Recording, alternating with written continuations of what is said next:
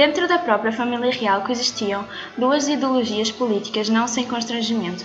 Por um lado, Dom João VI e o seu filho, Dom Pedro IV, eram defensores da ideologia liberal e, por outro, Dona Carlota Joaquina e o seu filho, Dom Miguel, propagavam por conservar a monarquia absoluta. Dom João VI aventura em 1820 uma tentativa por estabelecer um regime monárquico moderado, logo de vários confrontos com o seu filho, Dom Miguel, por derrocar o seu governo. O rei morre em 1826, começa a luta entre os dois filhos, Dom Miguel no exílio e Dom Pedro governando o Brasil, confronto cujo objetivo principal era alcançar o poder e a instauração da ideologia política defendida por cada um deles. Com a morte do rei Dom João VI de Portugal em 1826, começou uma disputa pela sucessão ao trono.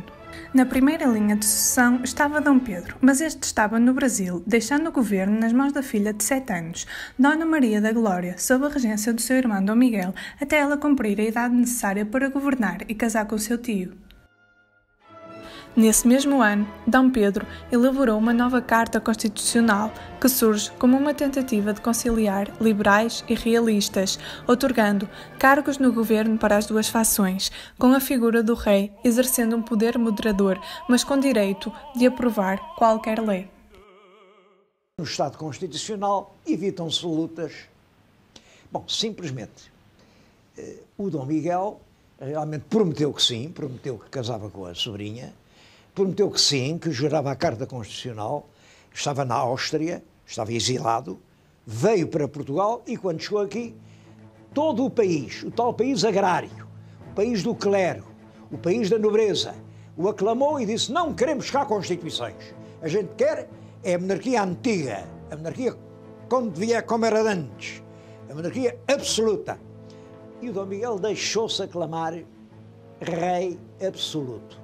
Ao ver aquilo, Dom Pedro voltou do Brasil abdicando do trono e disposto a assumir a defesa dos seus interesses num combate contra Dom Miguel.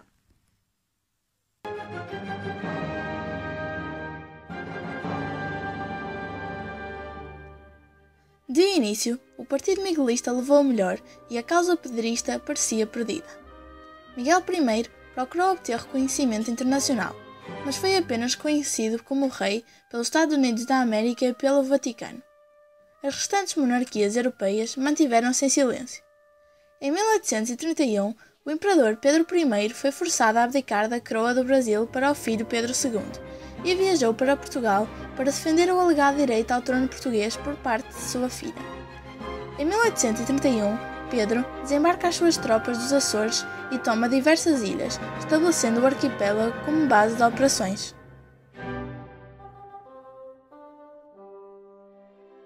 Conquistada a fortíssima posição militar e naval de Angra, nos Açores, por esta armada, Dom Pedro partirá depois daí, mais tarde, para invadir o continente português, o qual ocorrerá a norte do Porto, na Praia dos Ladrões, depois rebatizada de Praia do Mindelo, que ficou conhecido como Desembarque do Mindelo, onde atualmente se encontra o grande monumento aos mortos da Guerra Civil em forma de obelisco colocado junto ao mar nas rochas do desembarque.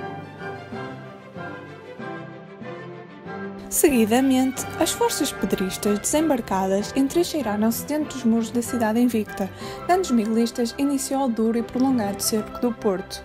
Finalmente, conseguindo furar o bloqueio naval da Barra do Douro, uma frota liberal fechou o mar e seguiu até o Algarve, onde desembarcou uma divisão do seu exército, que avançou para Lisboa rapidamente, protegido pela esquadra inglesa. Lisboa foi entregue ao comandante-chefe liberal Marechal Duque da Terceira, sem combate nem resistência, pelo Duque de Cadaval, antigo primeiro-ministro do rei Dom Miguel, em 24 de julho de 1833.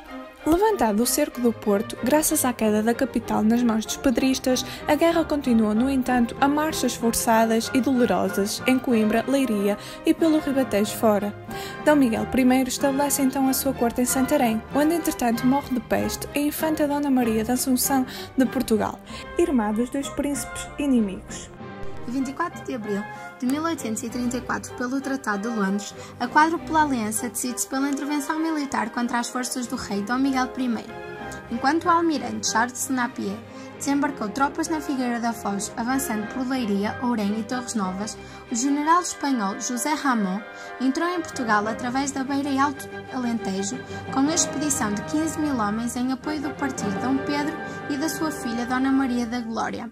vai dar-se a definitiva Batalha de Aceiceira, ganha pelos pedristas, finda a qual o que restava do exército miguelista se retirou para o Alentejo. A paz assinada na Convenção de Évora-Monte, que determinou o regresso de Dona Maria II à coroa e o exílio de Dom Miguel para a Alemanha.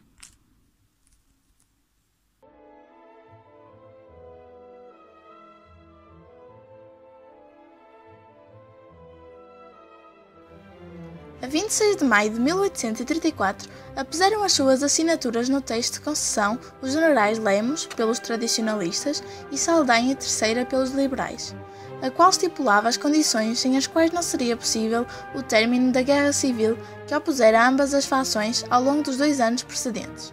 Imediata e incondicional rendição de Dom Miguel e de todas as suas forças, com a deposição e entrega das suas armas aos liberais. Anistia geral para todos os crimes políticos cometidos desde 1 de agosto de 1826. Licença para que os amnistiados pudessem sair livremente do reino e dispor dos seus bens mediante o compromisso de não mais intervirem nos negócios públicos do reino de Portugal. A promessa da parte dos liberais da não perseguição dos apoiantes de Dom Miguel, o pagamento anual ao infante Dom Miguel de uma pensão vitalícia no valor de 60 contos de réis, podendo o príncipe dispor livremente de todos os seus bens particulares.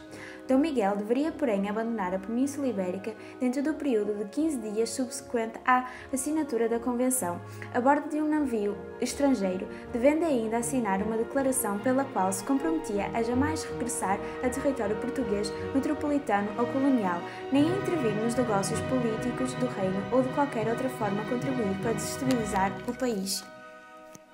Com o regime liberal vencedor, o nosso país passou a ser uma monarquia constitucional.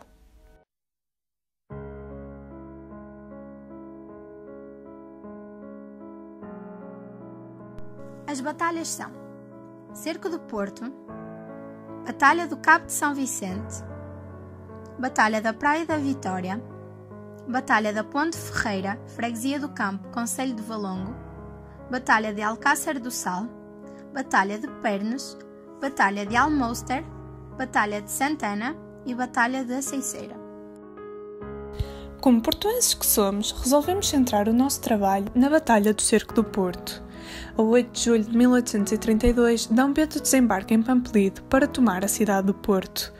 A população simpatiza com os liberais. O confronto entre absolutistas e liberais durou 1 ano, deixando a cidade completamente arruinada. Foram tempos de horror e carnifícia. A peste, a fome e a guerra provocaram horríveis destroços nos habitantes do Porto. O cerco termina com a vitória dos liberais e com a aclamação de Dona Maria II como Rainha de Portugal.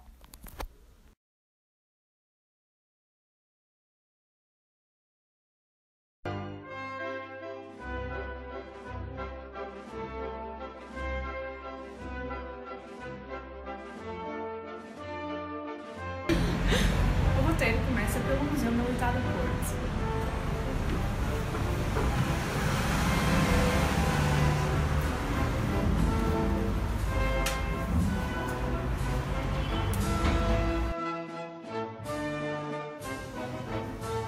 Aqui encontramos a Constituição de 1822 e uma carta deixada por Dom Pedro IV como forma de agradecimento aos portugueses pela participação na Revolução Liberal.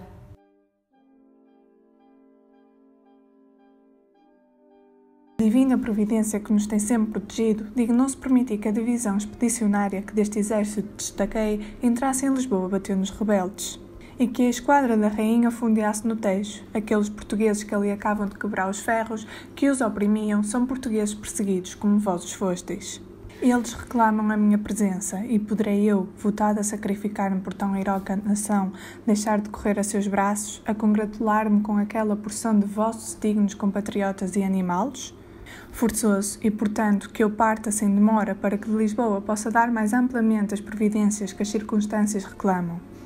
Bem tendes vistos, portuenses, que enquanto esta cidade poderia correr o menor perigo, nunca vos desamparei. Agora, porém, que as circunstâncias tenham mudado completamente, obedeço com inteira confiança à necessidade de deixar-vos por algum tempo, levando comigo a saudade mais pungente de vós e dos meus companheiros de armas. Enquanto durar a minha ausência, recomendo-vos união, firmeza, constância e tranquilidade. O chefe de Estado-Maior fica, entretanto, encarregado do comando do exército e do governo da cidade. Ele é digno da vossa confiança. Asseguro-vos, ilustres portuenses, que em breve hão de acabar os vossos sofrimentos, que as minhas promessas serão religiosamente cumpridas e que a Carta Constitucional terá em breve a devida execução, que circunstâncias tão extraordinárias não têm permitido que se lhe dê. Paço no Porto, 26 de julho de 1833, Dom Pedro, Duque de Bragança. Mal se sai do museu, virando à esquerda, não tarda a descobrir-se uma primeira referência da toponímia da cidade, relacionada com este período, a Rua do Heroísmo, inicialmente designada Rua de 29 de Setembro, numa alusão à batalha que ocorreu neste dia de 1832, nos terrenos envolventes que se saldou por uma vitória liberal. Estamos agora na Biblioteca Municipal do Porto, antigo convento ocupado pelos ingleses, aliados liberais.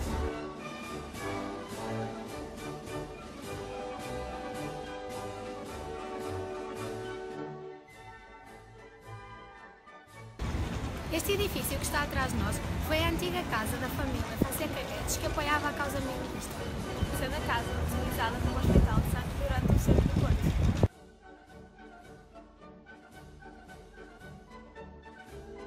Estamos agora a descer a rua 31 de Janeiro em direção à Igreja dos Convidados, que também teve um papel relevante para a promoção liberal.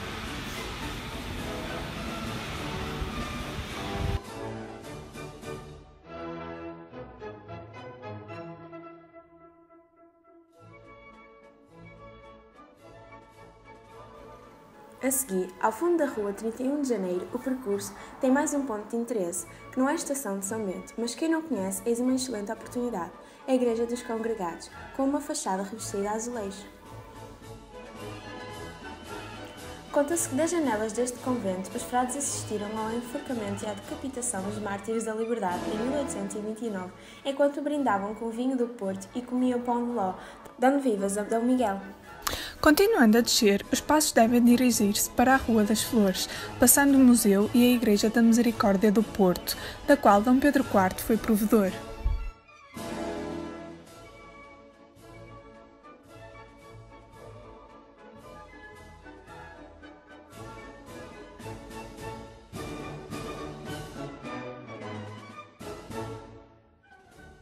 Durante o cerco do Porto, a atual reitoria da Universidade do Porto, a antiga Academia Real da Marinha e do Comércio, serviu de hospital.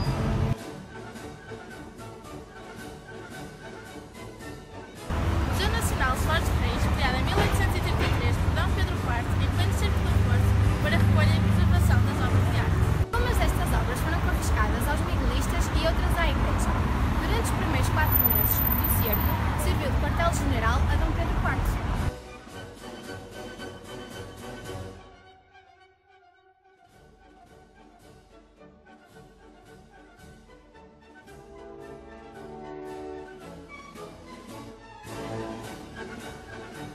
Passando a rua de Sedufeita, encontramos outra nova memória impressa na cidade do Porto, o quartel Santo Ovídio, que foi usado por tropas liberais.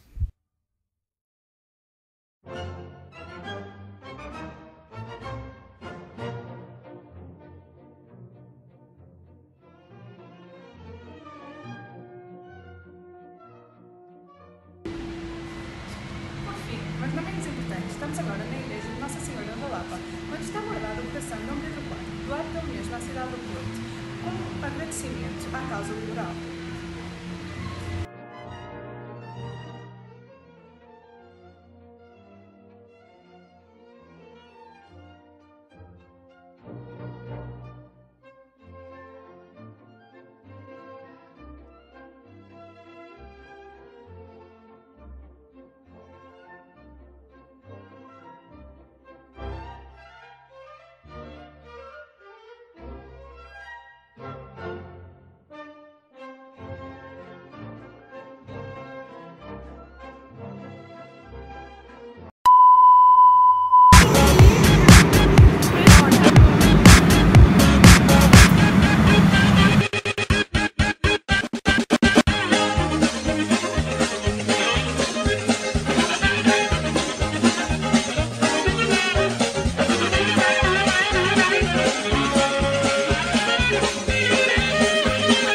This is my favorite part, right here.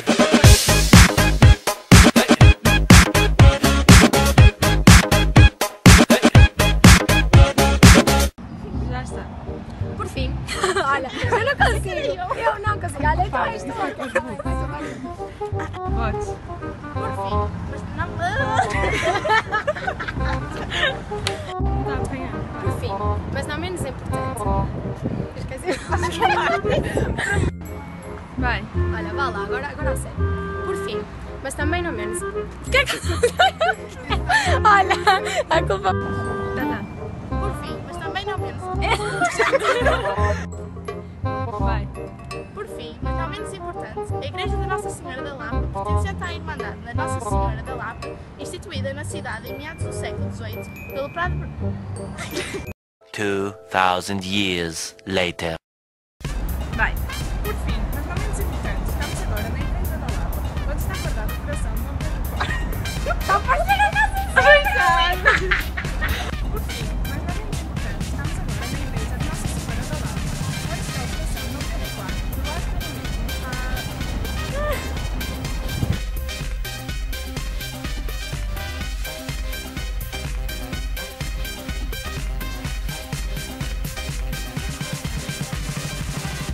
O Museu Nacional Soares dos Reis, criado em 1833 por Dom Pedro IV, é terceiro do Porto para a recolha e preservação da obra de arte.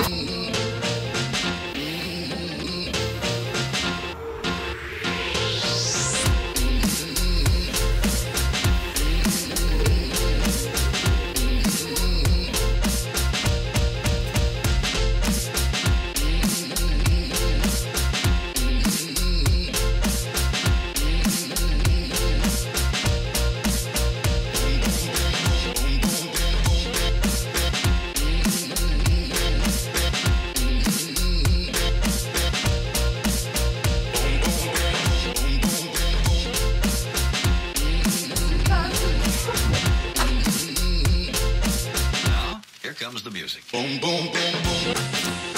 I'll shoot you right down.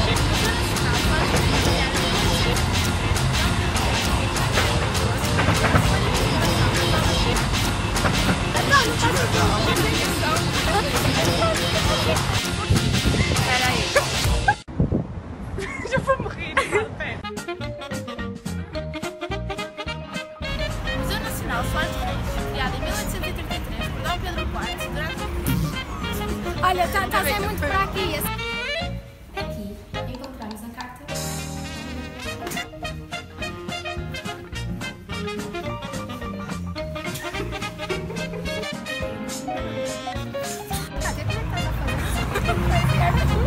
Andei mais rápido. Olha, queres que eu possa? Eu disse mais. Só parece a Joana e a Inês ali. Fogo, então tens que entrar lá, não é? Tu é que quiseste gravar tão longe.